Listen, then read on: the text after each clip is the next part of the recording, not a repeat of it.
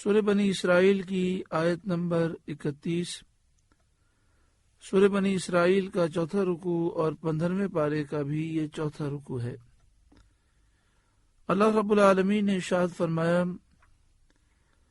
وَلَا تَقْتُلُوا أَوْلَادَكُمْ، اور اپنی اولاد کو قتل نہ کرو، خشیت املاق، مفلسی کے ڈر سے۔ زمانے جاہلیت میں لوگ اپنی لڑکیوں کو زندہ زمین میں دفن کر دیتے تھے، اور اس کے کئی اسباب تھے۔ ایک سبب یہ تھا کہ انہیں ناداری کا، مفلسی کا خوف تھا۔ دوسرا سبب لوٹ کا خوف تھا۔ اللہ تعالیٰ نے اس کی ممانعت فرمائی۔ مفلسی اور ناداری کے خوف سے مراد یہ ہے کہ وہ یہ خیال کرتے تھے کہ لڑکیاں کما نہیں سکتی، بلکہ ہمیں ان پر خرچہ کرنا ہوتا ہے،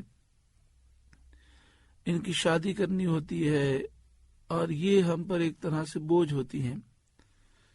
تو وہ خیال کرتے تھے کہ اس میں ہمیں کوئی کمائی نہیں ہے، بلکہ الٹا ہمیں نقصان ہے، اس لیے لڑکیوں کو وہ زندہ دفن کر دیتے تھے۔ بعض لوگ اپنے بچوں کو بھی قتل کرتے اسی مفلسی کے ڈر سے، تو اس کی مذمت فرمائی گئی۔ نحن نرزقهم وإياكم، ہم انہیں بھی رزق دیں گے اور تمہیں بھی۔ ان قتلهم كان خطئا كبيرا، بے شک ان کا قتل بڑی خطا ہے۔ ولا تقربوا الزنا، اور بدکاری کے پاس نہ جاؤ۔ انه كان فاحشا، بے شک وہ بے حیائی ہے۔ وساء سبیلا، اور بہت ہی بری راہ ہے، بہت ہی برا راستہ ہے۔ یہاں پر یہ فرمایا گیا کہ زنا کے قریب بھی نہ جاؤ۔ انسان کو چاہیے کہ وہ زنا سے بھی بچے، اور ان تمام چیزوں سے بچے جو زنا کی طرف لے جانے والی ہیں۔ بد نگاہی سے بچے، بری سوچ اور فکر سے بچے، برا دیکھنے سے، برا سننے سے، بری گفتگو سے بچے۔ اسی طرح یہ بات یاد رکھیں کہ نامحرم مرد اور عورت کی دوستی، چاہے وہ موبائل پر ہو، انٹرنیٹ پر ہو، واٹس ایپ پر ہو یا فیس بک پر ہو، یہ سب منع ہے اور ممنوع ہے سخت۔ تو نامحرم عورت کا نامحرم مرد کو میسج کرنا، چاہے بھائی سمجھ کر میسج کیا جائے، چاہے دوست بنایا جائے، چاہے اسے اپنا والد کہا جائے، وہ نامحرم ہے، لہذا منع ہے، اور اس سے شریعت نے ہمیں روکا ہے۔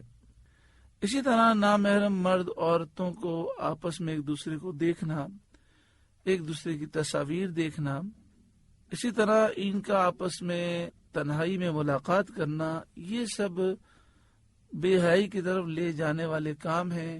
یہ خود بھی بے حیا کام ہے، اور پھر یہ بڑی بے حیائی کی طرف لے جانے کے اسباب ہیں۔ شریعت نے ان چیزوں کو حرام قرار دیا ہے۔ شیطان ہمارا بہت بڑا دشمن ہے، وہ ایسے موقعوں پر انسان کو یہ خیال دیتا ہے کہ میری تو نیت خراب نہیں ہے، میں تو اسے بہن سمجھتا ہوں، میں تو اسے دوست سمجھتا ہوں، کوئی بہن سمجھتی ہے تو میرے والد کی جگہ پر ہیں۔ لیکن مسئلہ یہ ہے کہ نیت اچھی بھی ہو، شریعت نے منع کیا ہے، تو چاہے 1000 مرتبہ نیت اچھی ہو، لیکن شرعی طور پر پردہ کرنا ضروری ہے۔ اس طرح کی دوستیاں، تنہائی میں ملاقات کرنا یا موبائل پر آپس میں میسج کرنا، یہ سب منع ہے، اس سے بچنا لازم ہے۔ ولا تقربوا الزنا، اور بدکاری کے پاس نہ جاؤ، قریب بھی نہ جاؤ۔ انہ کان فاحشا، بے شک وہ بے حیائی ہے، وساء سبیلا، اور بہت ہی بری راہ ہے۔ ولا تقتلوا النفس التي حرم اللہ الا بالحق، اور کوئی جان جس کی حرمت اللہ نے رکھی ہے ناحق نہ مارو، یعنی جس کا قتل ناحق منع ہے اسے قتل ہرگز نہ کرو۔ ومن قتل مظلوما فقد جعلنا لولیہ سلطانا، اور جو ناحق مارا جائے تو بے شک ہم نے اس کے وارث کو قابو دیا ہے، یعنی مقتول کا وارث قصاص لینے کا حقدار ہے، خون کا بدلہ وہ خون لے، اس کا حق ہے، اور معاف کرنا چاہے تو خون کے بدلے خون لینے کے بجائے وہ دیت لے لے، خون بہا لے لے، دیت میں مال لے لے، اور اگر چاہے تو کچھ دیت معاف کر دے یا مکمل معاف کر دے۔ یہ سارے حقوق مقتول کے ورثاء کو حاصل ہیں۔ اس آیت سے ثابت ہوا کہ قصاص لینے کا حق ولی کو ہے، مقتول کے وارث کو ہے، اور ان میں جو وراثت میں عصبات کی ترتیب ہے وہی یہاں پر ولی کی ترتیب ہے، اور جس کا کوئی ولی نہ ہو، یعنی کوئی وارث نہ ہو، تو اس کا ولی وارث سلطان ہے، وہ مقتول کے خون کا بدلہ لے گا، اگر وہ لینا چاہے تو وہ لے، اور وہ اگر دیت لینا چاہے تو دیت لے، اور معاف کرنا چاہے تو معاف کرے۔ مگر جیسے ہمارے یہاں پر پاکستان میں ایک رول بنا ہوا ہے کہ اگر کوئی شخص قاتل ہے اور اس کا قتل ثابت بھی ہو جائے اور مقتول کے ورثاء اسے معاف نہ کرنا چاہیں اور وہ خون کے بدلے خون لینا چاہیں، تو کیس ہمارے یہاں کورٹ میں چلتے ہیں، ہائی کورٹ میں پہنچتے ہیں، پھر سپریم کورٹ میں پہنچتے ہیں، پھر اگر سپریم کورٹ بھی سزائے موت سنا دے اور کیس ثابت ہو جائے، پھر اپیل کی جاتی ہے، سپریم کورٹ اس اپیل کو بھی رد کر دے، تو مقتول کے ورثاء نے تو معاف نہیں کیا، وہ قصاص کا مطالبہ کر رہے ہیں، کورٹ میں ثابت بھی ہو گیا ہے۔